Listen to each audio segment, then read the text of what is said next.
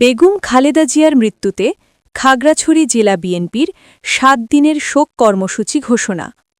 খাগড়াছড়ি থেকে বিপ্লব তালুকদারের প্রতিবেদনে দেখুন বিস্তারিত। বেগম খালেদা জিয়ার মৃত্যুতে খাগড়াছড়ি জেলা বিএনপি ৭ দিনব্যাপী শোক কর্মসূচি ঘোষণা করেছে। তার মৃত্যুর খবর নিশ্চিত হবার পর সকালে এক প্রেস বার্তায় এ কর্মসূচি ঘোষণা করে। দলীয় ও জেলা বিএনপির সভাপতি বাসভবন বৈঠকে কালো পতাকা উত্তোলন, ব্যানার টাঙানো হয়, খোলা হয় শোক বই। শোক বইতে খালেদা জিয়াকে নিয়ে আবেগঘন ভাষায় লেখেন জেলা বিএনপির সভাপতি ও সাবেক সাংসদ ওয়াদুদ ভূঁইয়া। পরে তা সবার অন্যে উন্মুক্ত করে দেয়া হয়। শোক বইয়ে লেখার পর বেগম জিয়াকে নিয়ে স্মৃতিচারণ করেন ওয়াদুদ ভূঁইয়া। আমি বেগম জিয়ার একজন ক্ষুদ্র কর্মী। আমার কৈশোর থেকে আমি বেগম জিয়াকে পেয়েছি এবং তার আগে জিয়াউর রহমান সাহেবের সাথেও আমি কাজ করার সুযোগ পেয়েছি। আমি বিশ্ববিদ্যালয় থেকে বের হওয়ার পরে বেগম জিয়া আমাকে ডেকে বললেন বনানী, তৎকালীন বনানী বিএনপি অফিসে, যে তুমি এলাকায় যাও, ইলেকশন করবে ৯১ সালে। আমি হতবাক হয়ে গেলাম, আশ্চর্য হয়ে গেলাম। আমি ইউনিভার্সিটি থেকে মাত্র বেরিয়েছি, আমাকে উনি বললেন এবং বললেন উনি বললেন যে আমি অনেক ভেবে চিনতে বলছি, তুমি যাও, সাহস করে যাও। তো আমি এসে এই পাহাড়ের খাগড়াছড়ির রাজনৈতিক বিএনপির চারা লাগানো শুরু করলাম। তার আগে অবশ্য করেছি, আমি রামগড় মহকুমার রাজনৈতিক জেলার ছাত্রদলের সভাপতি ছিলাম। তো ওনার সাথে আমি দীর্ঘ পথ পাড়ি দিয়েছি।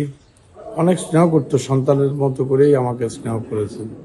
ওনার থেকে জীবন অনেক কিছু পেয়েছি, কিন্তু ওনাকে কিছুই দিতে পারিনি। উনি দেশ এবং দেশমাতৃকার জন্য আত্মহুতি দিয়েছেন। উনি একটু আপোষ করলেই কিন্তু জীবন রক্ষা পেতেন, কিন্তু তিনি স্বৈরাচার ফ্যাসিস্টের সাথে আপোষ করেননি। বিনা দোষে উনি জেল খেটেছেন। সেই জেলে ওনাকে স্লো পয়জনাস করা হয়েছে। যে স্লো পয়জনাস, যে বিষ প্রয়োগের কারণে আজকে ওনার মৃত্যু হলো, এই মৃত্যু আমরা মেনে নিতে পারছি না। তিনি একটি সংগ্রামী নেত্রী বা আবশ্যিক নেত্রী হিসেবে ওনার প্রকাশ এবং সেটা বাস্তবও তিনি রূপ দিয়েছেন। তিনি এরশাদের সাথে আপোষ করেননি, কিন্তু ৮ দলীয় জোটের নেত্রী শেখ হাসিনা কিন্তু আপোষ করে ওই আন্দোলন থেকে সরে গিয়ে এরশাদের সাথে আপোষ করে চলে গেছিল। তিনি বাংলাদেশের প্রথম নারী প্রধানমন্ত্রী। তিনি বৈধ উপায়ে তিনবার প্রধানমন্ত্রী। তিনি শুধু আজকে বাংলাদেশের সীমাবদ্ধ না, সারা বিশ্বের অন্যতম নেতাদের মধ্যে উনি পরিণত হয়েছেন। তিনি বেঁচে থাকতে আজকে বাংলাদেশের একজন মুরব্বী বেঁচে থাকতো শুধু বিএনপির সম্পদ না, তিনি সারা দেশের সম্পদ ছিলেন। তো না, ওনার এই সারা দেশের সম্পদ আমরা হারালাম।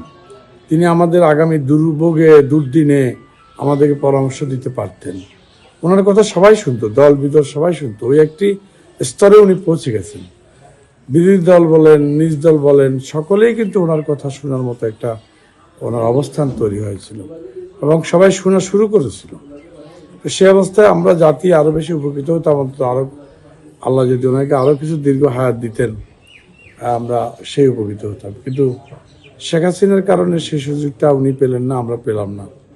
শেখ হাসিনা তো তার আত্মতৃপ্তির হাসি হাসছেন, কিন্তু আমরাও এই দুঃখের মধ্যে, কষ্টের মধ্যে আমাদের একটা প্রশান্তি আছে যে আমাদের নেত্রী সেই স্বৈরাচার ফ্যাসিস্টের হাসিনার পতনটা, নির্মম পতনটা দেখে গেছেন। এটাই আমাদের পাওনা। এছাড়া শোক কর্মসূচির মধ্যে রয়েছে জেলা ও উপজেলা বিএনপির কার্যালয়ে কালো পতাকা উত্তোলন, সকল নেতাকর্মীর গায়ে কালো ব্যাজ ধারণ, দলীয় কার্যালয়গুলিতে মরহুমা দেশনেত্রীর আত্মার মাগফিরাত কামনায় কোরআন খতম ও দোয়া মাহফিল আয়োজন। এদিকে জেলা ক্রীড়া সংস্থা উদ্যোগে স্টেডিয়ামে দোয়া মাহফিল ছাড়াও ১ মিনিট নীরবতা পালন করা হয়।